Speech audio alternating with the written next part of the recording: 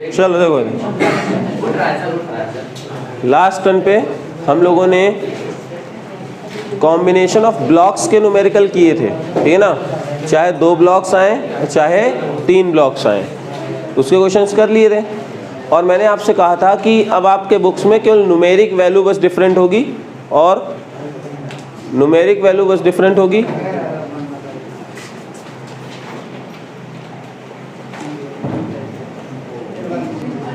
हाँ देखो भाई, मैंने आपको बताया कि लास्ट टाइम पे हम लोगों ने क्या देखा था, कॉम्बिनेशन ऑफ ब्लॉक्स के न्यूमेरिकल देखे, जिसमें नॉर्मल रिएक्शन निकालना था और एक्सेलरेशन ऑफ द ब्लॉक्स निकालना था।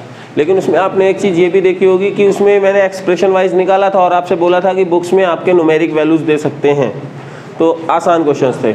आज हम लोग किसका काम करेंगे, numericals based on ropes and blocks, ठीक है ना। रस्सी और ब्लॉक्स से कनेक्टेड रहेगा, तो हम लोग इसको देखते हैं। Numericals based on combination of rope, combination of rope and blocks।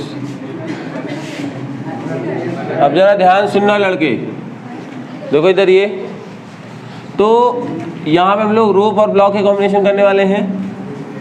Question number first, ये है ब्लॉक M1, ये है रस्सी जो कि मासलेस है, ये मासलेस स्ट्रिंग है। हम लोग यहाँ पे क्या ले रहे हैं, एक एजम्पशन ले रहे हैं कि रोप कैसी है, मासलेस है और इनएक्सटेंसिबल है। 2 एजम्पशन है यहाँ पे। नंबर 1, कैसी रोप है ये, और दूसरा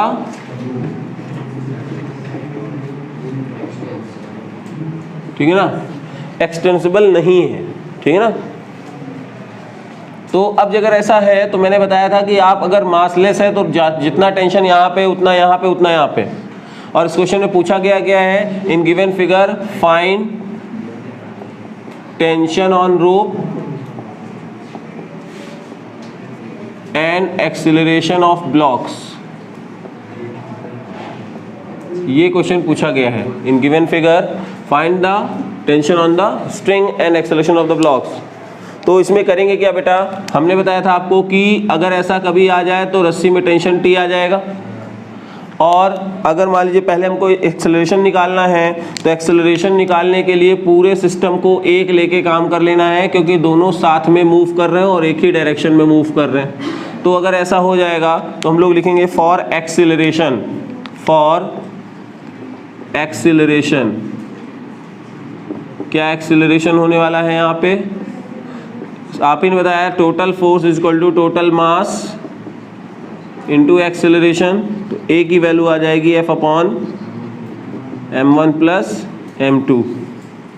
अब हम लोग लिखेंगे फॉर टेंशन, फॉर टेंशन, तो FBD of block, FBD of block M1, मैं FBD M1 की बनाऊंगा तो क्या देखूंगा कि सर ये देखिए ब्लॉक M1 है और इसमें सिर्फ एक ही फोर्स लग रहा है, वो है T, जो कि आगे की तरफ लेके जा रहा है। और कितने एक्सेलरेशन इसको मूव करा रहा है, with acceleration A, by Newton second law, by second law. Force कितना लग रहा है T, एक्सेलरेशन कितना है A, put the value of A, answer आ जाएगा m1F upon m1 plus this is the tension on the string, ठीक है। किसी ने कहा कि सर M1 की ही FBD क्यों बनाई, M2 की बना सकते थे, बिल्कुल बना सकते थे और सेम रिजल्ट आता, ठीक है ना। तो अगर आप चाहें आंसर वेरीफाई करना तो आप M2 की भी FBD बना करके चेक कर लेंगे और टेंशन की वैल्यू यही आएगी। बोलो बात समझ में आई नहीं आई, कितने लोगों को नहीं आया, आ गया, कितने लोगों को आया है हाथ उठाइए, कितने लोगों को नहीं आया वो हाथ उठाएं, नहीं आया एक बार फिर से बताना है, चलो ठीक है। मैं क्या कर रहा हूँ, अब यहाँ पे रस्सी और ब्लॉक रहेगा, नॉर्मल रिएक्शन ना होगा, रस्सी टाइट होगी तभी M2 ब्लॉक चलना शुरू करेगा। अगर दो जोड़ के रख दोगे रस्सी ढीली रहेगी, टेंशन नहीं रहेगा, ब्लॉक दोनों नहीं चलेंगे। एक सर्टेन टाइम के बाद जब आप खींचते जाओगे तो M1 क्या करेगा, रस्सी को टाइट करेगा और M2 को भी साथ लेके चलेगा। रस्सी टाइट हुई, टेंशन T आया, तो अगर साथ में दोनों चल रहे हैं, दोनों का एक्सेलरेशन सेम होगा, F बराबर ma लगा दोगे, यहाँ से रिजल्ट आ गया। टेंशन के लिए एक हम लोगों ने इसको हटा करके FBD बना दी, देखो T equal to m1 into a होगा, बस यहाँ से टेंशन आ गया। ठीक है, नोट करो जल्दी से। चलिए, जिसका हो गया हो, नेक्स्ट क्वेश्चन मैं यहाँ पे दे रहा हूँ, उसको सॉल्व करना है, ठीक है ना। क्वेश्चन नंबर 2,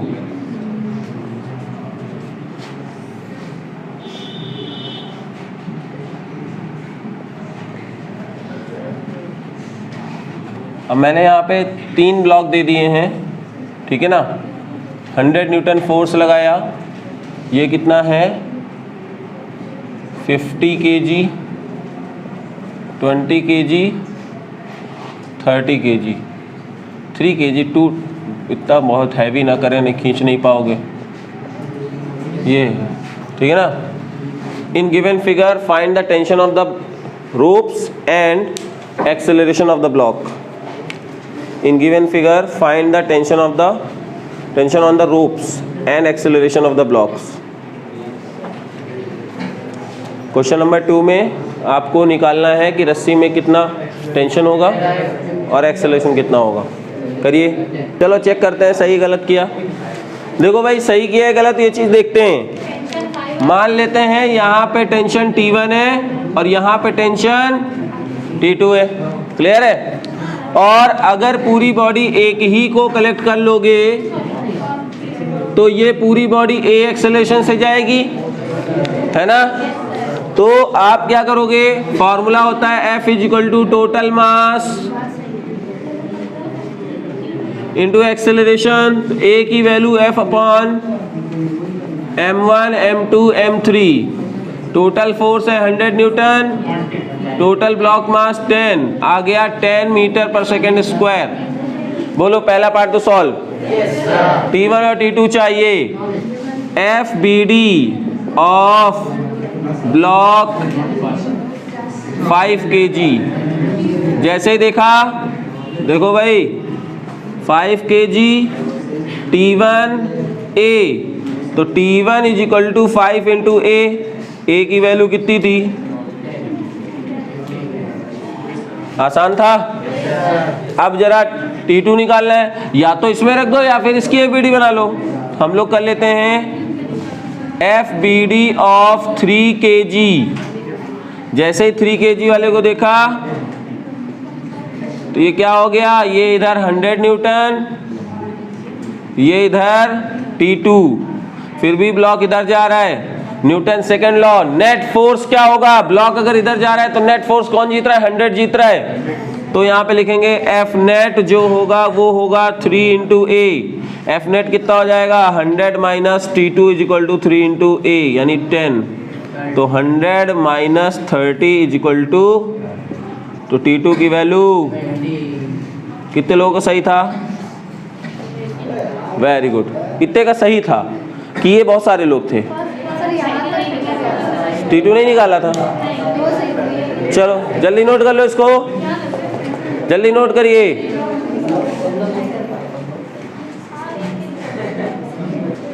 बेटा नेक्स्ट क्वेश्चन ये वाला करिए आप लोग। इसमें क्या दिया हुआ है, there are 2 blocks 3 kg and 2 kg। both blocks are accelerating with acceleration 2 meter per second square, then what will be the ratio of T1 and T2? Okay, try करिए। अब चलो देखो भाई बहुत आसान क्वेश्चन था। अब कहोगे सर इस तरह के दे देते तो कर लेते, अब ऐसा दे दिया है तो तुमको केवल हल्का सा ट्विस्ट किए गए, छोटा सा एक हल्का सा मतलब तुमको चेंज किए गए यहाँ पे, तो आराम से कर सकते थे। देखो कैसे, प्रोसेस पे जाना है। मैंने बोला था यहाँ एक्सेलरेशन नहीं निकलवा रहा, कोई बात नहीं, पूरा कॉम्बिनेशन मूव कर रहा है ना, ठीक है ना। तो बाई न्यूटन सेकेंड लॉ क्या हो जाएगा सर, हाँ F इक्वल टू में, तो टोटल फोर्स कितना लग रहा है पूरे सिस्टम में, T1 is equal to total mass into acceleration. तो T1 कितना हो जाएगा 3 प्लस 2 इंटू 2 कितना हो जाएगा 10 न्यूटन। लो भाई T1 तो इतना आ गया। FBD ऑफ 3 kg क्या हो जाएगा, 3 ये है T2 ये है, A ये है, तो T2 is equal to 3 into A, 3 into 2 बोले तो 6, तो T1 बाई T2 10 बाई 6, ठीक है ना। जल्दी नोट करिए, एक क्वेश्चन लिखो बेटा।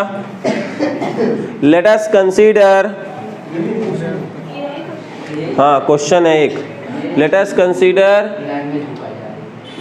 Rod of length capital L, rod of length capital L having mass capital M, having mass capital M, full stop. If an external force capital F, an external force capital F applied on the one end of the rod, F is the external force applied on the one end of the rod, then find out the tension at given point P. Tension at given point P situated at a distance x, situated at a distance small x from the end of the rod. Calculate the tension at point P situated at a distance small x from the end of the rod as shown in figure. ठीक है, note करो। तो देखो इस question को कैसे करेंगे, इस चीज को देख लो बेटा। ऐसे क्वेश्चन में जहां पे हमको टेंशन चाहिए, मैंने एक लाइन कट किया और ऐसे मान लिया कि यहाँ पे मास इसका m1 होगा और इधर वाले का मास, और अब मैं क्या करने वाला हूँ, इस पूरी रॉड में जो ये पूरा मास था इसको मैं m1 यहाँ पे ऐसे रख देता हूँ, रस्सी एक मासलेस रोप लगा देता हूँ, और ये देखो तो जो इस रस्सी में टेंशन होगा वही तो पॉइंट P में होगा। बोलो बेटा, तो यानी अब हमारे पास केवल एक काम है कि अगर मुझे m1 और m2 की वैल्यू बस पता चल जाए, m1 और m2 की अगर वैल्यू पता चल जाएगी तो मुझे क्या होगा, ये क्वेश्चन तो हम करना आता है ना। तो कैसे निकलेगा m1 और m2 की वैल्यू, जरा ध्यान सुनना। L लेंथ की रॉड में मास था कैपिटल M, इसलिए एक यूनिट लेंथ में कितना होगा, इसलिए x लेंथ में कितना होगा, ये क्या हो जाएगा m2, इसलिए बची हुई लेंथ कितनी होगी यहां से L माइनस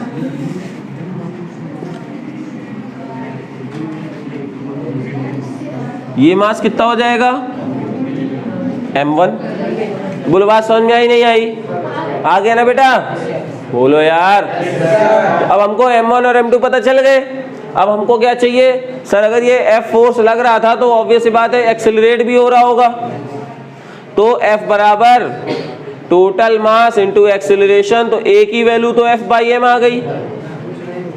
बोलो यार, यस सर। अब T चाहिए ना, फ्रॉम FBD ऑफ ब्लॉक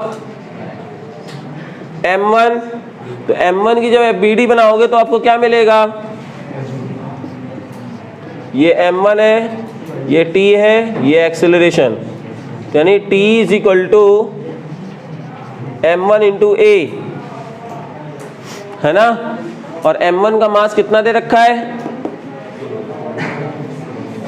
यानी T is equal to M by L minus x, ये तो टोटल मास हुआ, और एक्सेलरेशन कितना F बाई M, M से M कैंसिल हुआ, कितना आ गया F अपॉन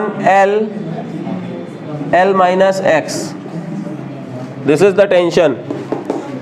फिर से एक बार किया क्या हम लोगों ने, इसको साइड में चाहे तो कर लेना, हमको इतने पार्ट का और इतने पार्ट का मास निकालना पड़ेगा, क्योंकि टोटल मास तो कैपिटल M गिवन है। तो हम लोग कैसे निकालेंगे, अगर यूनिफॉर्म मास डिस्ट्रीब्यूशन है तो क्या होगा, L लेंथ की रॉड में मास कैपिटल M था, तो एक यूनिट लेंथ जो होगी उसमें कितना होगा, m/l हो जाएगा। इसलिए x लेंथ में कितना हो जाएगा, m/l इंटू एक्स, ठीक है ना।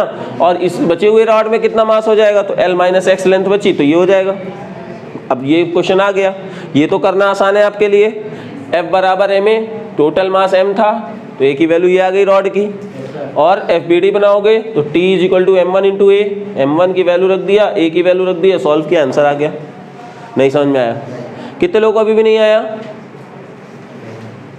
कहाँ से नहीं आया? एक भी नहीं आया? चलो, अभी तक क्वेश्चन आप ऐसे कर ले रहे थे ना, ध्यान सुनो यार लड़के, अभी तक तो आप ऐसे क्वेश्चन कर ले रहे थे ना कि अलग अलग ब्लॉक्स हैं, बीच में टेंशन निकालनी है ना। अगर अब दोनों ब्लॉक्स को मैंने जोड़ रखा था, मैंने यहाँ से इसको तोड़ दिया, ये ब्लॉक m1, ये ब्लॉक m2, तो अब बस मास ही तो निकालना है। तो अगर इसकी लेंथ सपोज इसकी लेंथ सपोज 10 सेंटीमीटर थी, कितनी, और इसका वेट 20 था, तो 2 सेंटीमीटर का वेट कितना हो जाएगा, 2 सेंटीमीटर का मास भाई 10 सेंटीमीटर जो था वो 20 था, तो 1 सेंटीमीटर कितना हुआ, 2 हुआ, तो 2 सेंटीमीटर कितना हो गया, 4 हो गया।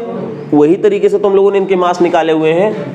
अगर इसकी लेंथ 10 सेंटीमीटर, लेंथ का मास 20 kg था, तो एक का 2 kg आएगा कि नहीं आएगा। तो अब बची हुई लेंथ, इसको लेंथ का मल्टीप्लाई यहाँ कर दे तो यहाँ का मास आ जाएगा। आ रही बात समझ में? तो इस तरह से मास हम लोगों ने दोनों ने निकाल लिए। बोलो बेटा, यहाँ तक आया नहीं आया सभी को? अब जब मास निकालिए तो ये क्वेश्चन तो आपके लिए आसान हो गया ना, क्योंकि m1 आपको पता है और m2 भी मास पता ही। देखो, और अब टोटल एक्सेलरेशन की बात करनी है तो F is equal to ma होता है। m बोले तो टोटल मास, इन दोनों को सम करोगे तो मतलब यही तो कैपिटल M ही तो था। बोलो यार। तो अब जब एक्सेलरेशन पता चल गया तो T is equal to m1 into A, तो हमने a की वैल्यू पुट कर दी, m की 1 की वैल्यू पुट कर दी, आ जाएगा। Any doubt? नोट करो जल्दी से।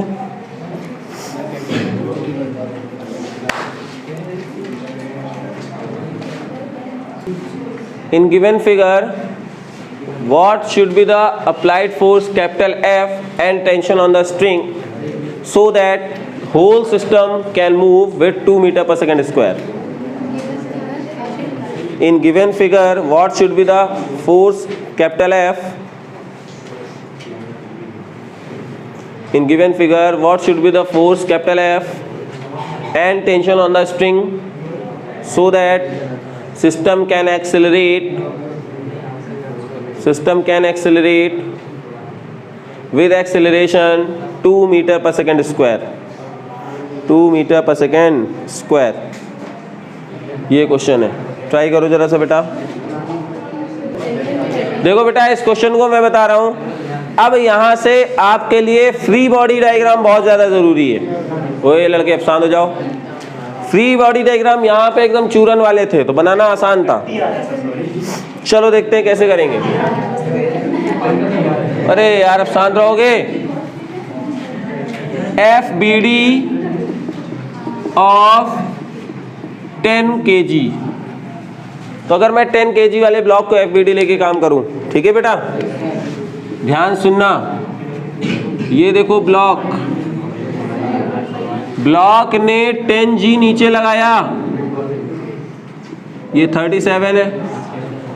तो मैंने आपको बताया था ना कि अगर ये mg इधर है तो इसके 2 कंपोनेंट्स बनेंगे। एक कंपोनेंट तो इसके इधर जाएगा और इसका एक कंपोनेंट इधर जाएगा। बोलो, इतनी बात क्लियर है नहीं है यार? Any doubt? अगर ये 37 है तो ये 37 होगा कि नहीं होगा? कितने लोगों को डाउट है? जल्दी हाथ उठाओ, क्योंकि मैंने अभी लास्ट टाइम पे जब नॉर्मल निकलवाया तो बताया था। क्योंकि देखो, अगर यहाँ से ऐसे एंगल बना, ये 37, ये 90, तो ये उसका 90 माइनस 37 और ये 37। तो जब ये 37 बना तो यहाँ से ये आ गया कंपोनेंट 10G cos 37 और ये कितना आया 10G sin, और ऊपर की तरफ टेंशन कितना लग रहा है? ऊपर की तरफ टेंशन कितना लग रहा है? T, और ब्लॉक लेकिन फिर भी ऊपर जा रहा है। तो ये ब्लॉक मतलब ऊपर जा रहा है तो कौन जीत रहा है, टी जीत रहा है या ये जीत रहा है ना। Block is moving along the incline plane, बोलो बच्चे। और इसका जो नॉर्मल होगा it will cancel to this. तो इस ब्लॉक का जो नॉर्मल होगा, इस ब्लॉक का जो नॉर्मल होगा कह सकते हैं वो कितने के बराबर होगा, tan g cos 37 के बराबर, क्योंकि इस डायरेक्शन में कोई मूवमेंट। अब इस ब्लॉक डायरेक्शन में मूवमेंट है तो लिखेंगे t is greater than this because block is accelerated along this direction, है ना। तो by Newton second law F net is equal to ma होता है, तो क्या करेंगे t minus 10g sine 37 is equal to 10 into 2, क्योंकि एक्सेलरेशन कितना गिवन है, 2 गिवन है। तो t इज इक्वल टू कितना आ जाएगा 10g साइन 37 प्लस 20, तो यानी 10 और 37 की वैल्यू 3/5।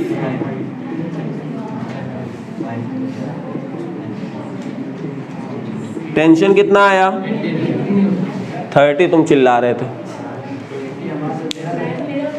तो ये तो टेंशन आया, ये तो क्या आया बेटा, क्या आया, ये नहीं समझ में आई बात, क्लियर है ना। कितने लोगों को समझ में नहीं आए, फिर से बताना है, जल्दी बताओ, फिर से बता दूं एक बार, चलो फिर से।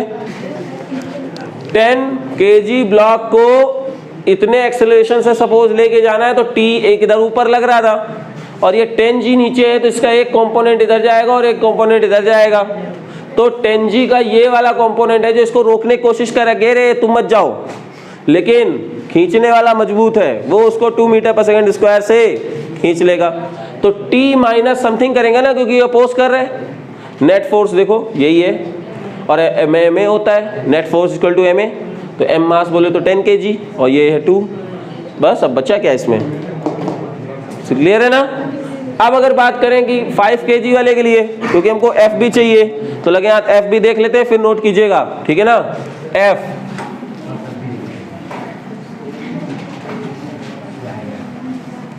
f जल्दी से, ये है FBD ऑफ 5 kg।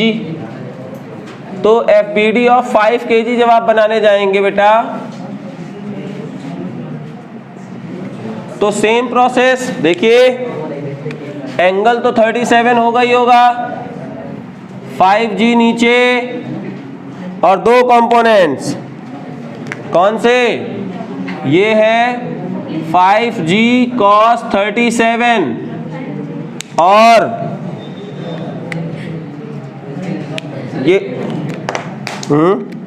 ये इधर लगेगा 5g sin 37, बोलो बच्चे लगेगा नहीं लगेगा। और इस ब्लॉक को ऊपर कौन लेके जा रहा था, F, लेकिन इसका टेंशन भी तो उस ब्लॉक में नीचे है, तो यहाँ पे 2 फोर्स इसको अपोज कर रहे हैं। यहाँ पे 5 kg वाले ब्लॉक को 2 फोर्स नीचे की तरफ ले जाना चाह रहे हैं, ठीक है ना। कौन सा, एक तो इसका जो टेंशन इधर लग रहा था, तो वही टेंशन इसको नीचे भी तो लगेगा, एक्शन रिएक्शन की वजह से, बोलो यार, एनी डाउट, किसी को लग रहा हो बताओ। क्योंकि रस्सी में देखो, इसीलिए मैं आपको क्या कहता हूँ, जब भी रोप में टेंशन देता हूँ तो 2 तरफ डायरेक्शन बनाता हूँ, क्योंकि एक टेंशन एक ब्लॉक में, दूसरी टेंशन दूसरे ब्लॉक में, है ना। तो ये इधर टी लगेगा नहीं लगेगा, और इसका कंपोनेंट इधर भी जा रहा होगा ग्राउंडवर। ये दोनों फोर्सेस इसको रोकने की कोशिश कर रहे थे, लेकिन खींचने वाला बहुत मजबूत है, वो 2 मीटर पर सेकंड इसको खींच ले रहे हैं, है ना। तो यहाँ पे नॉर्मल कितना हो जाएगा, यहाँ पे नॉर्मल 5g cos 37 हो जाएगा, लेकिन बाय सेकंड लॉ क्या होगा, नेट फोर्स ma होता है, नेट फोर्स कौन होगा, F minus t minus 5g sine 37 5 into 2, F minus t minus 5 into 10 into 3/5, F minus t minus 30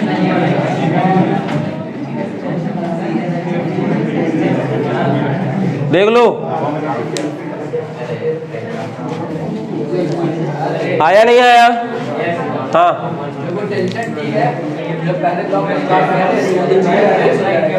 कौन जी बैलेंस करेगा?